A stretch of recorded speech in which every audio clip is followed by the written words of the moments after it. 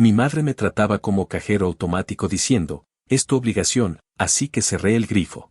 Cuando sus cuentas empezaron a vencer, descubrió que el control no es amor. Nunca pensé que algún día me sentaría a escribir todo esto, pero supongo que llega un punto en el que uno se da cuenta de que algo que ha venido cargando durante años ya no es solo frustración, sino una historia completa que necesita salir del pecho. Siempre fui el hijo responsable, el que nunca daba problemas, el que trabajaba desde joven, el que resolvía todo. Y mi madre se acostumbró a tratarme como si esa responsabilidad fuera un contrato de por vida que yo había firmado sin saberlo. Desde que cumplí la mayoría de edad, cada caída, cada atraso, cada emergencia suya se convirtió automáticamente en algo que yo debía solucionar. Al principio lo hacía sin cuestionarlo mucho, porque crecí escuchando que la familia se ayuda y que uno no abandona a su sangre, pero con el tiempo entendí que aquello no era apoyo mutuo, sino una relación completamente inclinada hacia un solo lado, en la que yo siempre terminaba pagando. Todo empezó a escalar cuando conseguí mi primer trabajo estable. Fue como si de pronto mi madre hubiera desbloqueado un nuevo nivel de exigencias. Comenzó con pequeñas cosas, como preguntarme si podía prestarle dinero para pagar la luz o el gas por esta vez, y luego venían los mensajes diciendo que no había tenido tiempo de hacer las compras del mes, o que el coche estaba haciendo un ruido extraño y que debía llevarlo a revisión. Siempre terminaba diciendo que era mi obligación, que ella había trabajado duro para criarme y que ahora me tocaba a mí ser quien cuidara de ella. Era una frase fuerte, cargada de culpa, y yo, idiota, siempre cedía. No quería ser catalogado como un mal hijo, así que me dejaba manipular una y otra vez. La situación empeoró mucho cuando logré comprar mi primera casa. Vivía en un apartamento pequeño y tenía todo bajo control, pero en cuanto firmé la hipoteca, mi madre empezó a comportarse como si la casa también fuera suya. Lo primero fue que sin decirme nada comenzó a poner mi dirección como suya. El correo empezó a llenarse de sobres dirigidos a ella, cuentas atrasadas, avisos de compañía telefónica, incluso cartas de agencias de cobro. La primera vez que vi uno pensé que se habían equivocado, pero cuando llegó el segundo, el tercero y el cuarto entendí que no había ningún error. Ella lo había hecho deliberadamente. Cuando la confronté, simplemente levantó los hombros y me dijo que le resultaba más práctico y que así yo podía ayudarla a estar al día. Ahí fue cuando algo dentro de mí empezó a molestarse de verdad. No era solo el dinero, era la invasión, la falta total de respeto por mi espacio, por mis límites, por mi vida adulta. Pero cuando intenté hablar con ella, la conversación terminó en un berrinche monumental. Se puso a llorar, diciendo que la estaba abandonando, que cómo era posible que la tratara así después de todo lo que me había dado, que ella nunca me dejaría sin apoyo si yo la necesitara. Yo le respondí que la había ayudado durante años y que solo quería que se hiciera cargo de sus responsabilidades, pero ella reaccionó como si le hubiera dicho que la odiaba. Me soltó un discurso eterno sobre lo ingrato que era, sobre cómo había sacrificado todo por mí y que ahora, en sus palabras textuales, era mi turno de regresarle algo. Decidí que ya no iba a pagar nada más. Cerré el grifo. Le dije que no cubriría ni un solo recibo adicional, ni un arreglo del coche, ni compras, ni nada. Mi casa ya no iba a ser su refugio financiero. Ella reaccionó peor de lo que esperaba. Me dijo que era egoísta, frío, poco hombre, que era una vergüenza como hijo. Pasaron pocos días hasta que llegó la primera consecuencia, le cortaron la electricidad. Luego el agua. Luego el teléfono. Cada vez que pasaba algo, me llamaba llorando o dejaba mensajes indignados, diciéndome que la estaba condenando, que la estaba dejando morir sola, que era mi responsabilidad impedir que eso ocurriera. Ya no eran peticiones, eran órdenes disfrazadas de chantaje. Mientras eso pasaba, yo intentaba mantenerme firme, pero la culpa se me arrastraba por dentro como un animal hambriento. Siempre pensamos que nuestra madre será la persona que más nos quiere en el mundo, y aceptar la idea de que alguien que debería cuidarnos puede también aprovecharse de nosotros es una de esas verdades que cuestan digerir. Pero lo más duro llegó un día que encontré un aviso de deuda más detallado, dirigido a mí, con mi nombre completo y mi número de seguro social. Era una cuenta de una tarjeta de crédito que yo no había abierto nunca. Al principio pensé que quizá era un error del banco, pero la sensación en mi estómago me dijo que no era un error, y que la explicación era mucho más sencilla y dolorosa. Cuando la enfrenté, su respuesta fue una mezcla de descaro y condescendencia. Dijo exactamente que solo había abierto la tarjeta para emergencias, que yo ganaba más que ella y que no debía ser tan dramático. Fue el instante exacto en el que comprendí que todo lo que había estado haciendo durante años no era por cariño o necesidad legítima, sino por costumbre, control y comodidad. Para ella yo no era su hijo adulto con vida propia, era una fuente inagotable de dinero y estabilidad emocional. Ese día no pasó nada más hacia afuera, pero por dentro sentí que el vínculo se rompía. No de un portazo, sino como cuando una cuerda se desgasta y finalmente revienta sin ruido, dejando un silencio extraño detrás. No sé qué vaya a pasar después, pero lo único que tengo claro es que no pienso seguir viviendo según sus reglas ni pagando por decisiones de las que no fui parte. Y aunque me duela admitirlo, también sé que no puedo seguir fingiendo que esto es normal. Porque no lo es. Nunca lo fue. Actualización 1. Pasaron unos cuantos días después de que descubrí lo de la tarjeta de crédito abierta a mi nombre, aunque a mí me parecieron semanas enteras porque cada hora era una mezcla de enojo, cansancio y esa sensación pegajosa de traición que se queda en el pecho incluso cuando intentas distraerte con cualquier cosa. Yo ya había congelado mi crédito y enviado toda la documentación necesaria para disputar los cargos, pero aún así me quedé con la paranoia constante de que podía haber algo más por ahí. Algún otro detalle que yo no hubiera visto, otro movimiento que mi madre hubiera hecho sin que yo me diera cuenta. Esa incertidumbre me puso alerta de una forma en la que no había estado nunca. Cada carta que llegaba al buzón, cada notificación del banco en el teléfono, cada llamada desconocida me sacudía como un mal presentimiento. Y lo peor era que no podía relajarme porque sabía que todo eso tenía una fuente clara, mi propia madre. El primer salto de tiempo grande ocurrió más o menos 2 semanas después de haberle dicho que ya no pagaría ni un centavo más y de haber iniciado el proceso del fraude. Durante ese periodo, ella estuvo intermitente. Algunos días me mandaba mensajes melosos diciendo que era su hijo y que deberíamos hablar para arreglar las cosas, y otros días me enviaba audios interminables acusándome de ser un ingrato, de haberla dejado sola, de no actuar como un buen hombre. Cada vez que escuchaba su voz sentía un cansancio distinto, como si la energía se me fuera drenando segundo a segundo. Sabía que estaba intentando manipularme otra vez, pero conocer la estrategia no la hacía más fácil de soportar. Aún así, me mantuve firme, no contesté más mensajes y solo abría los audios para tener registro de todo por si las cosas escalaban, que en el fondo sabía que era cuestión de tiempo. El aviso de corte de electricidad fue el primero en llegar.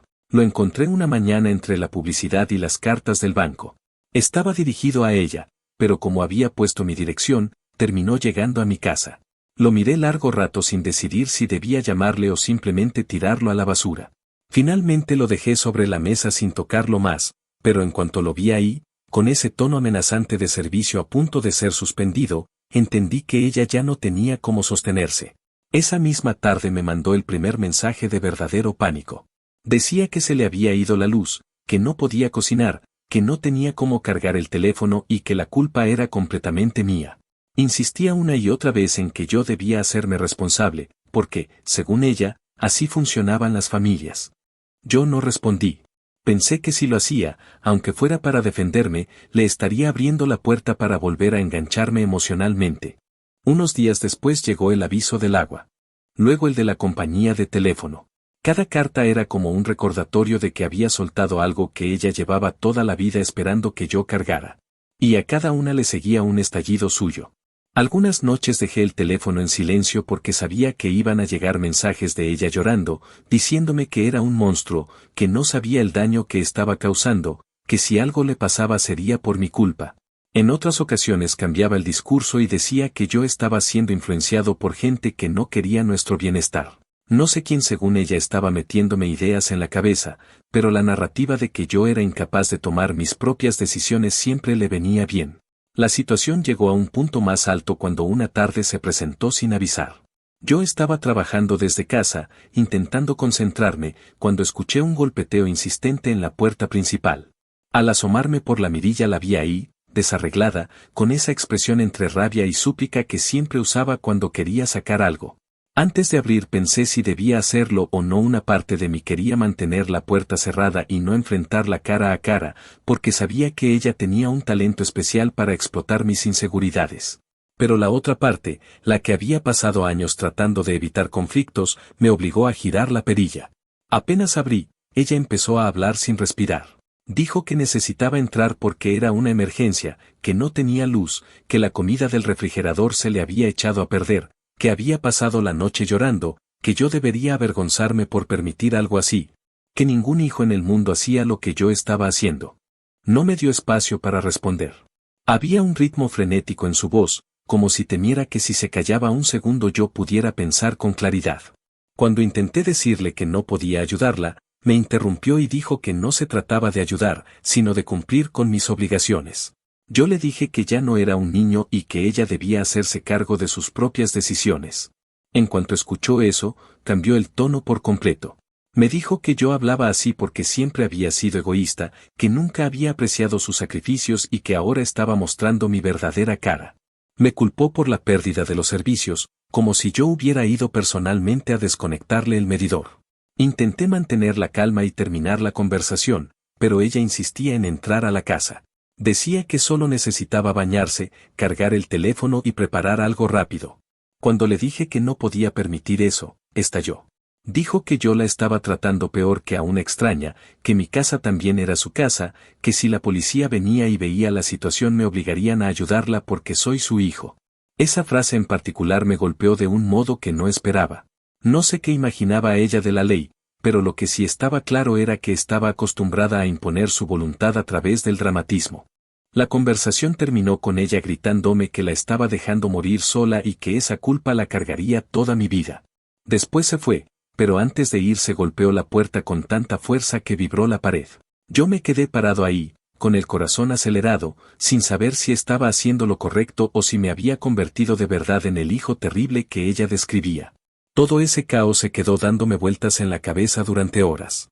No pude regresar al trabajo ese día y pasé la tarde revisando los documentos del banco, las cartas, los mensajes, todo en un intento torpe de recordar por qué estaba poniendo límites en primer lugar. Fue entonces que entendí que no existía forma en la que ella aceptara un no sin convertirlo en un ataque personal. Con el paso de los días, sus intentos por contactarme siguieron, pero empezaron a transformarse. Pasó de gritarme a hacerse la víctima de una manera casi meticulosa, como si estuviera construyendo un caso en mi contra. Me decía que la gente comentaba que yo la había abandonado, que mis tíos estaban horrorizados con mi comportamiento, que ella nunca hubiera esperado algo así de mí. Yo sabía que la mayoría de esas personas ni siquiera estaban enteradas de la situación, pero aún así las mencionaba como si sus opiniones fueran pruebas irrefutables de mi maldad. Lo que realmente marcó el cierre de ese periodo fue una llamada del banco notificándome que la investigación por fraude avanzaba y que necesitaban algunos datos adicionales. Mientras la representante hablaba, yo pensaba en cómo mi madre había llegado al punto de ponerme en una situación así sin siquiera titubear, y me di cuenta de que si no ponía distancia de verdad, si no dejaba de responder emocionalmente, iba a seguir atrapado en un ciclo que no tenía final.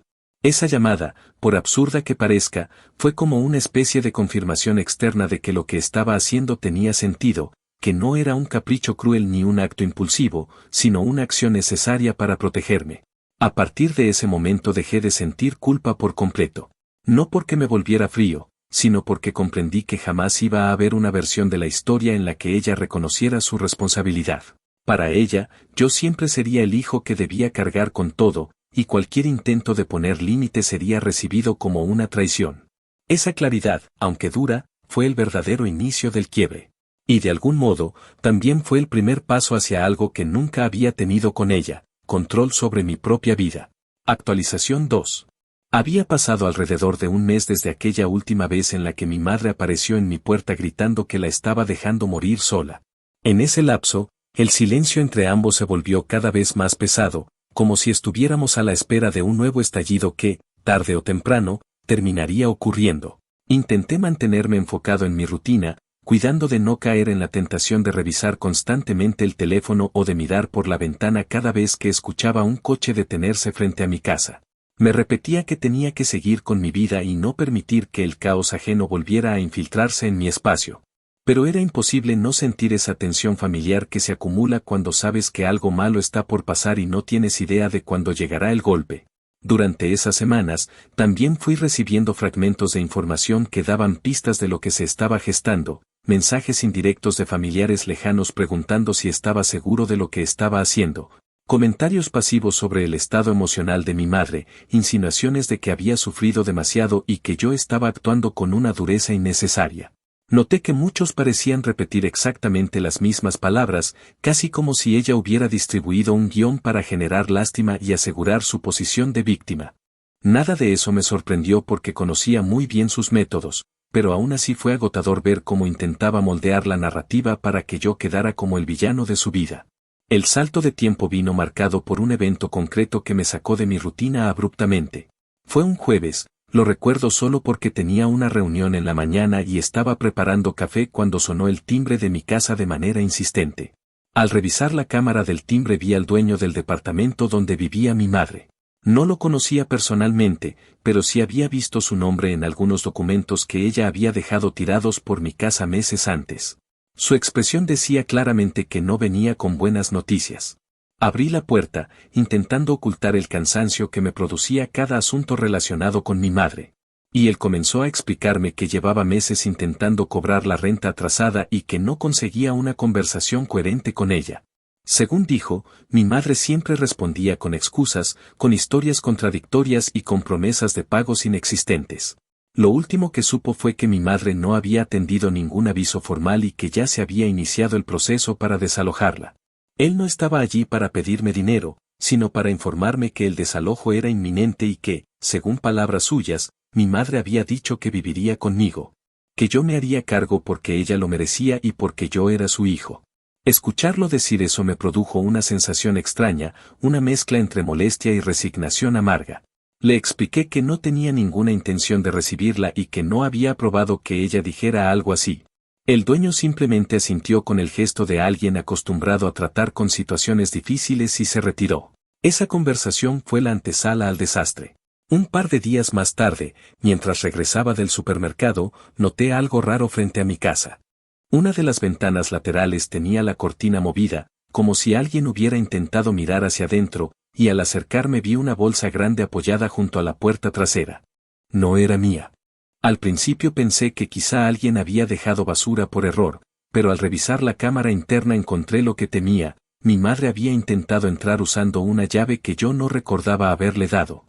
Probablemente una copia que se guardó desde antes de que yo pusiera límites. La grabación mostraba cómo intentó abrir la puerta con insistencia, cómo revisó las ventanas y cómo finalmente dejó la bolsa ahí, como si ya hubiera decidido que ese sería su nuevo hogar.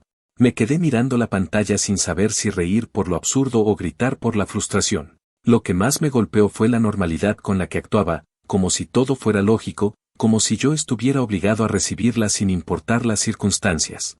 Esa misma noche, mientras intentaba ordenar mis ideas, volvió a intentarlo. Esta vez lo supe porque escuché ruido en la parte trasera de la casa, un sonido seco contra la puerta, como si alguien intentara manipular la cerradura. Con el corazón acelerado me acerqué lo suficiente para ver por la ventana lateral y la encontré allí, forcejeando con su antiguo llavero y murmurando cosas que no distinguía. Había un nivel de desespero en sus movimientos que casi me produjo pena, pero esa sensación se apagó de inmediato al recordar la tarjeta de crédito, las manipulaciones, las amenazas y la sensación constante de ser usado.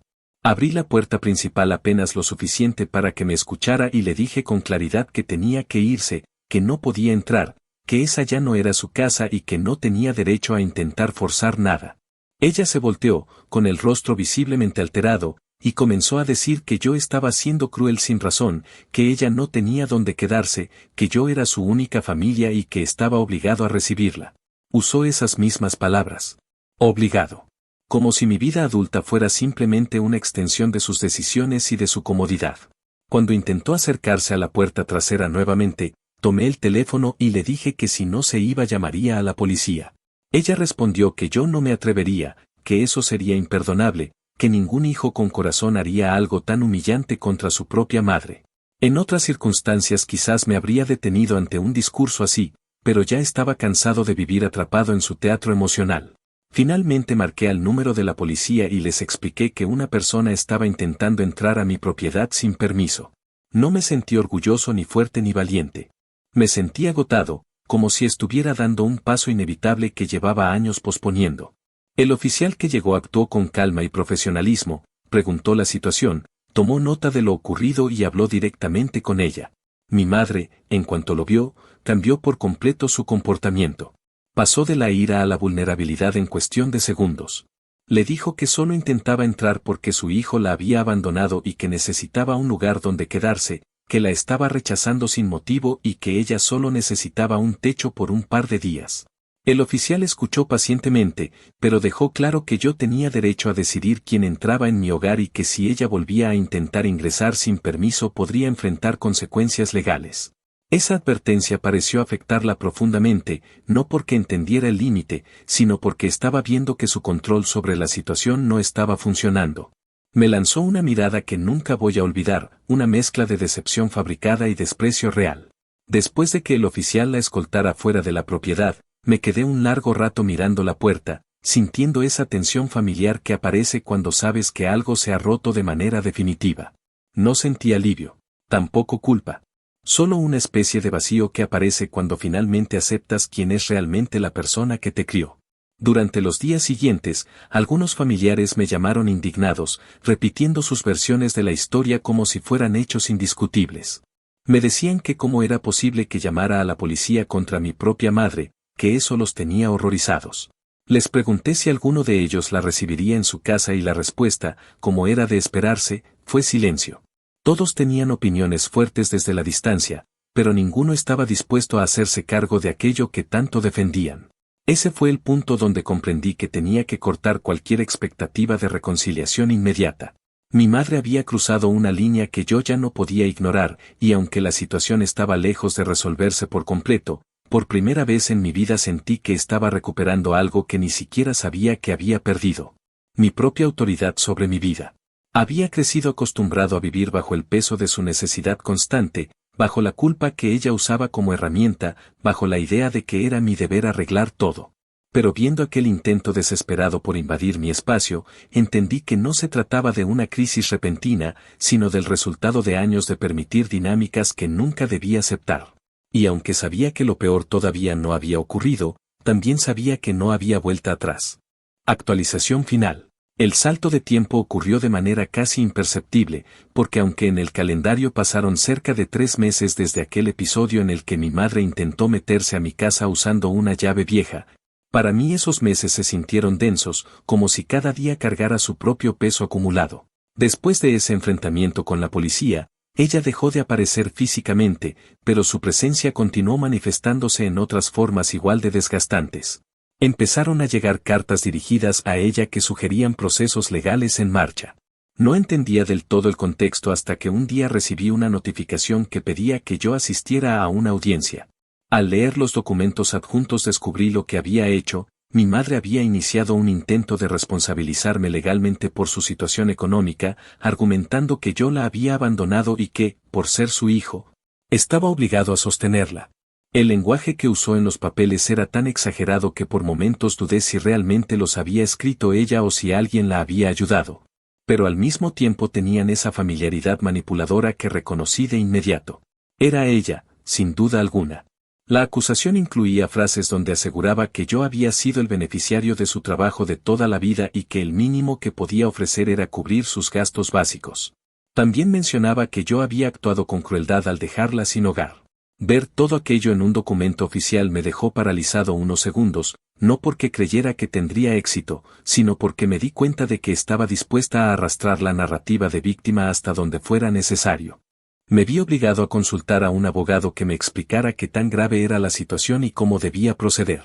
La conversación fue una mezcla de tranquilidad técnica y una cierta incredulidad profesional. Él me dijo que este tipo de demandas no eran imposibles, pero que el argumento de obligación filial no tenía sustento en nuestro estado y que, además, la evidencia de fraude con la tarjeta de crédito que ella había abierto a mi nombre jugaba completamente en su contra.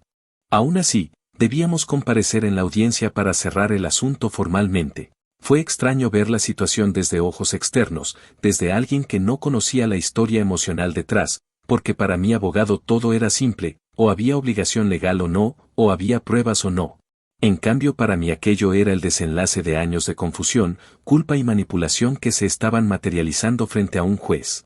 Toda la emocionalidad que yo había cargado como un peso inevitable se reducía, en el mundo real, a una cuestión de documentación y verificación de hechos. El día de la audiencia llegué con más nervios de los que esperaba, aunque racionalmente sabía que la ley estaba de mi lado. Había llegado temprano para evitar cruzarme con ella antes de tiempo, pero aún así la vi entrar unos minutos después. Su presencia era distinta a todas las veces anteriores. No gritaba, no lloraba, no hacía escenas. Caminaba con una especie de dignidad forzada, como si intentara mostrarle al mundo lo mucho que había sufrido. Me miró solo una vez, de reojo, como si quisiera convencerme de que todavía tenía algún tipo de control sobre la situación. Pero no dijo nada. En ese silencio hubo algo revelador. Entendí que ella seguía aferrada a la idea de que la culpa era mía, que su dolor era suficiente argumento, que no necesitaba justificar nada porque, según su lógica interna, todo estaba claro. Fue la primera vez en la que la vi completamente desconectada de la realidad, como si viviera en un relato donde yo era un antagonista escrito por ella misma. La audiencia fue sorprendentemente breve, mucho más de lo que esperaba. El juez revisó los documentos, escuchó los argumentos y pidió claridad sobre las acusaciones. Mi madre habló con un tono dramático, diciendo que yo la había dejado sin hogar, que ella había trabajado toda su vida por mí y que ahora yo la había abandonado. Afirmó que era mi deber asegurar que ella tuviera un lugar donde vivir y que su desalojo había sido resultado directo de mis decisiones. El juez escuchó pacientemente, pero su expresión no mostraba ninguna simpatía especial. Cuando mi abogado presentó las pruebas del fraude, junto con los avisos del banco y el historial de comunicaciones que mostraban cómo ella había usado mi dirección sin permiso y cómo había intentado entrar a mi casa en varias ocasiones, la atmósfera cambió de inmediato. La narrativa que ella había construido se desmoronó sin necesidad de discursos dramáticos. El juez le preguntó si había abierto una tarjeta de crédito usando mi información personal y ella, quizás creyendo que podía justificarse, admitió que lo había hecho por necesidad y para emergencias. El juez no necesitó escuchar más. Dijo claramente que ella no tenía derecho legal a exigir apoyo financiero, que la apertura de la tarjeta constituía una violación grave y que cualquier inconveniente derivado de sus decisiones debía asumirlo ella. Cuando anunció que la demanda quedaba completamente descartada y que además ella podría enfrentar repercusiones por el fraude, mi madre se quedó inmóvil. No lloró ni gritó. Solo se quedó callada, con el rostro tenso, como si por primera vez en mucho tiempo se encontrara con un obstáculo que no podía manipular emocionalmente. Yo tampoco sentí satisfacción. No hubo victoria, no hubo un alivio inmediato. Lo único que sentí fue una conclusión silenciosa, como si finalmente una puerta que llevaba mucho tiempo entreabierta se cerrara con un clic que, aunque tenue, marcaba el final definitivo de algo que yo había permitido demasiado tiempo. Tras la audiencia, algunos familiares que habían repetido las versiones distorsionadas de mi madre comenzaron a contactarme.